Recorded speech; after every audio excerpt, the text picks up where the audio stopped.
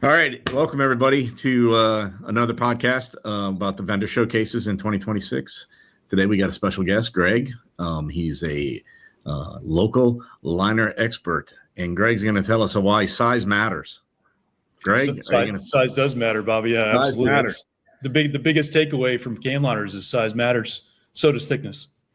There you go. Yeah. So, Dave, can you pull up the picture of the can liner we were talking about? We see this all the time. If you look at that picture, that can, I don't know if you can see this, everybody, but that liner is all the way to the bottom of that can. And that's a picture we took in a hotel the other day. We see this everywhere. And everywhere. And what's great is that we have Greg here with us through 2026, but he's specifically going to be in Orlando on February 18th, in Jacksonville on the 19th of February, Lakeland in March 5th, and Clearwater March 12th, and Ocala April 23rd. And you can come visit him in the showroom and bring the can liner issue that you have, or we can come out and visit you and do some measurements, do liner assessments, customize that liner to your facility. Greg, tell me what you see most in the field when you're out there. Yep. I get giddy about this kind of stuff, Bobby, because you see these kind of cans, you see them all the time. Not just this can size, but a lot of different can sizes where what people don't know, they don't know. So they think that maybe there's not as many sizes as there are out there. And anytime that you add inches to a can liner for a can and it's not the right fit, you're paying more money. And you're overpaying typically is what you see the most of.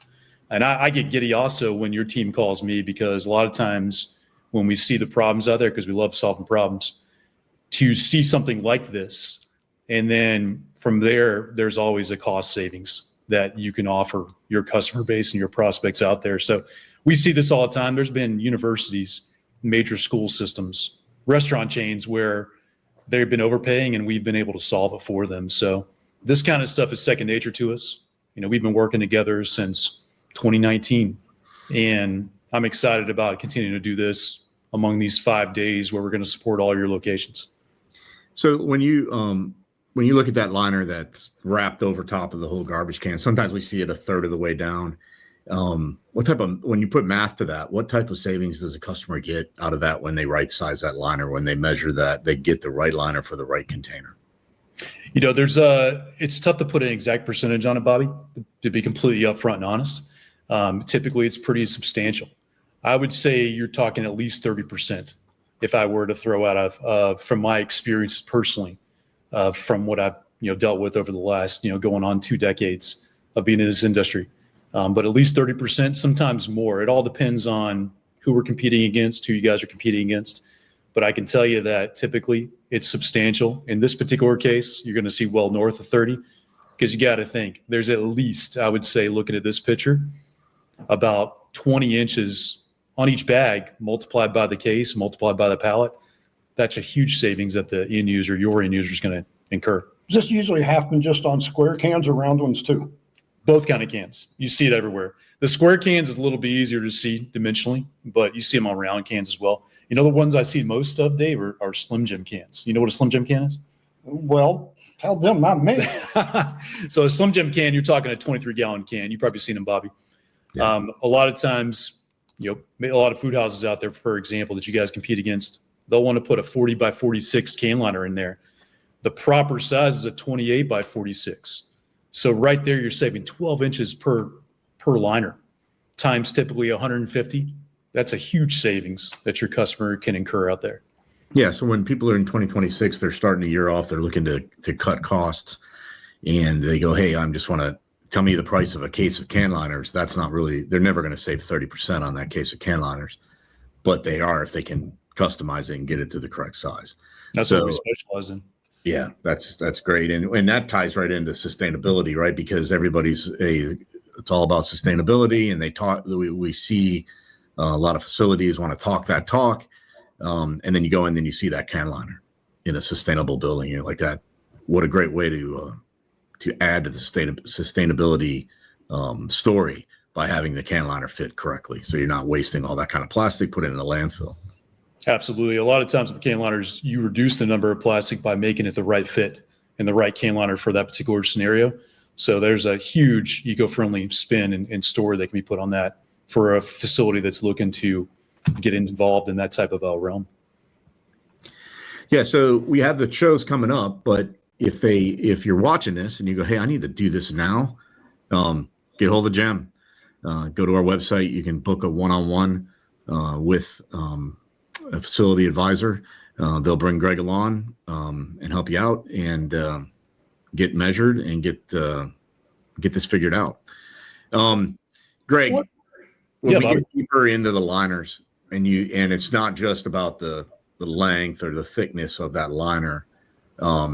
What are the different things you see in a liner in regards to like seals, how they're made, how they're constructed? Yeah, so there's two primary, not to get too generic or long-winded, but there's two primary types of can liners: high density and low density.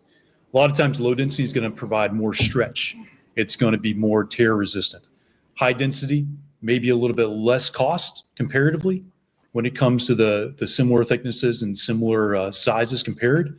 But when they're punctured, they'll tear down the side sometimes. So depending on the situation, depending on where it's being applied, the type of liner is number one, what needs to be established. From there, you see the wrong types of widths being used, the wrong types of lengths. The seals are really important too. So Star Seal is what my team always recommends. There's very few instances where we would recommend a different type of seal. The beauty about a Star Seal is the bottom of the bag, it evenly distributes the contents in the trash per se, where you won't have to worry about something rupturing in corners or a flat seal or a gusset seal, which are pretty archaic. In the bottom where most of the leaks come from? Absolutely, yeah. You never see leaks off the top, right? Right. Yeah, when they drag it across the carpeted tile, across the threshold. Yeah, absolutely. You want the right thickness, you want the right size, but more importantly, you want something that the bottom is really going to be reinforced the right way and designed the right way. So, go figure. As you can imagine, there's a ton of technology which nobody ever really thinks about that goes into can liners.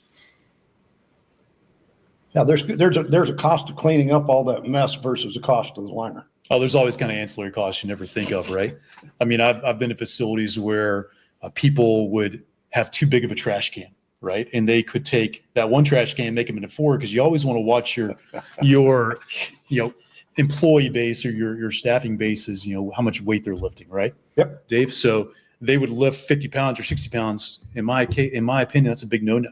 So, and if they lift that up and that bag ruptures, it's a big mess. Yeah, we never want that to happen. So we're always keeping that in mind. Yeah, that employee's time's a whole lot more expensive than that liner. Oh, the employee's time and employee's health too. Oh, yeah. And well-being. Yeah, Yeah, so to that point, not only are sometimes the liners too long, they're not right-sized, they can actually be too thin, right? Not necessarily too thick, but too thin, and then they're double, triple bagging based on the container they're in.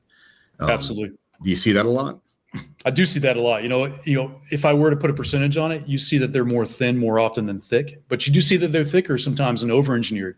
And a lot of times, anytime that you can reduce the total weight of the case for the right fit, whether that's through the thickness, whether it needs to be thinner or thicker, depending on the application, because thicker is not always better. A lot of people think that. It depends on the application.